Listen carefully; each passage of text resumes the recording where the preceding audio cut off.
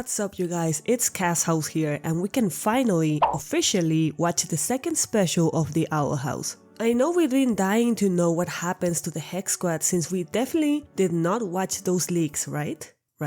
So, since I just finished rewatching this masterpiece and my therapist is not answering my texts, today I bring you a full-on recap so we can all process through these emotions together.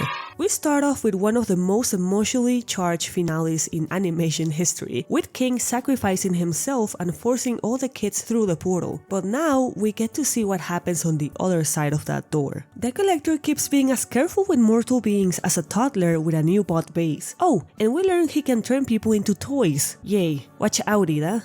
You look fun. Wanna play? Hell no. Luz wakes up in the in-between realm and catches a glimpse of something? We'll save it for a theory later. The Hex Squad is finally back in the demon realm, but everything feels kinda tense. Hunter is in his angsty phase after losing Flapjack, RIP my boy. Camille is getting rightfully freaked out by everything. Gus and Willow are worried about their families, with Willow trying to keep it together for the sake of everyone. Amity is just worried about Luz, and Luz is still planning to stay in the human world because she feels hella guilty for everything. It's not your fault. Meanwhile, we find out that Belos has skeletons in the closet, literally, and he's for sure in for the world record on how many ghosts can you manage to piss off in one life. The gang settles in the Owl House and Camila asks for some advice for her troubled teenage daughter, once again reaffirming that Luz has an amazing support network. Spare a friend, Luz? It's not good if you try to hold it all in. I'm fine, really. That's a lie, ladies and gentlemen. Lumiri being the prime example of the healthy evolution of a queer relationship. They have been together a while and it shows with how comfortable they seem with each other. While on their quest to find Ida and King, they stumble with a very weird play. In his attempt to keep the Collector busy, King is recreating the adventures he had with Luz. Reminds me of that iconic Avatar play. I release a sonic wave from my mouth. Though that one was funny, this one is just acted very poorly. Ooh, I like musicians. Before they figure out how to catch up with King and get to the archives, three familiar figures arrive. Oh my god, what is that? Oh my god! What is that? We find out that all the kids that were unaffected by the draining spell have spent their time locked inside Hexside to avoid all the Collector's minions. The gang reunites with some former friends and oh my god, the Blight Twins! And Amity's expressions are just priceless. My Titan. And now, the most important part of this episode goes to... Has Thalamiel been your last name this whole time? Just die already. Once again, Belos proves he's living up to his parasitic lifestyle. Back to the floating castle, Odalia is practicing her mom's skills with an immortal iPad kid. Pizza! Bagels! It's not going well for her. King and the Collector are bonding through a story in which we learn that Collectors are kinda tyrannical hoarders by nature. At least our little guy wants to make friends out of it. Back to Hexside, since there's no adults left there, the resistance was left up to one mean and bossy student leader, and a very saucy yes man. Now you can see why the school looks like a scene from the Lord of the Flies. Tell my story!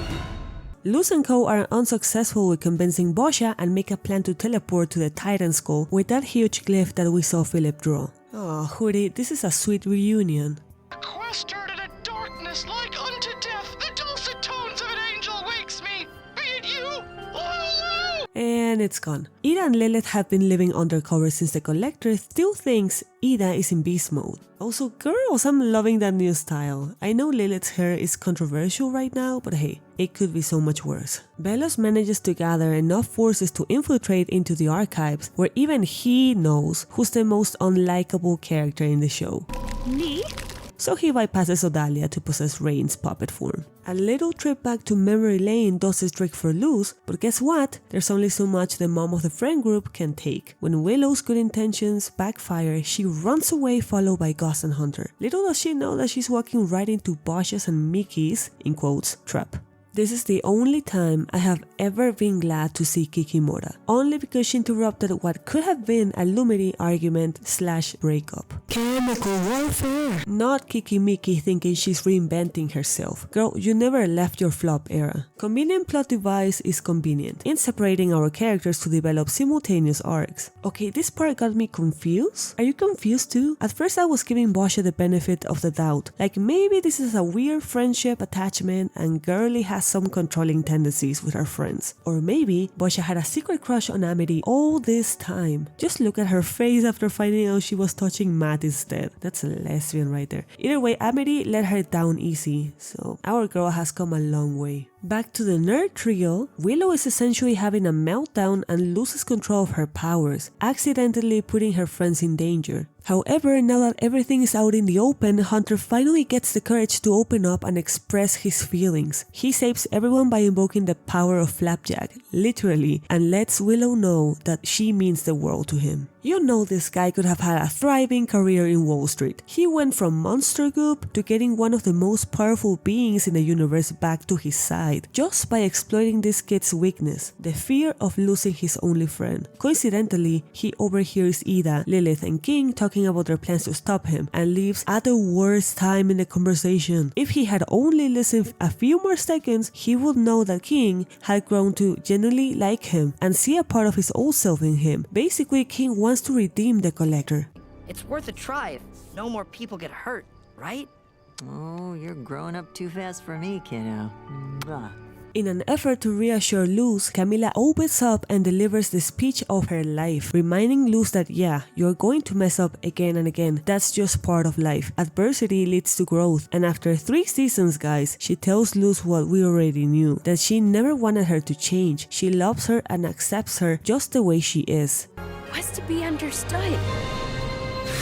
Man, I really hope I was right about this palisman, cause I've got some pesos on the line. For some reason, Kikimiki thinks she can win this fight, so the gang leaves her at the hand of the Hexside hooligans. This is so funny to me. Everyone was miles away, but Willow had the urge to tease Boscha one last time. The team ends up transporting back to the Titan Skull, and oh, it's happening. It's a shapeshifter. What a smart way to please everyone, Dana. It looks so cool. Palisman daycare is my new dream job. It was at this moment that the Huntlow ship set sail. Be who you are for your pride. Okay, stop. This is the happiest moment we have had in all of season 3, guys. Take a good look. Don't even think of blink. Oh, it's over. You good? That was a lot of content and emotions perfectly packed in 44 minutes, so you can vent all you want in the comments. Tell me what were your favorite moments, who was your favorite returning character, and oh, what do you think of Luz's Palisman? By the way, my reaction to this episode is freely available on my Patreon since YouTube was not having it, so check out the link in the description. Remember to hit that like button and subscribe if you like this content. Hasta la próxima, guys. Bye!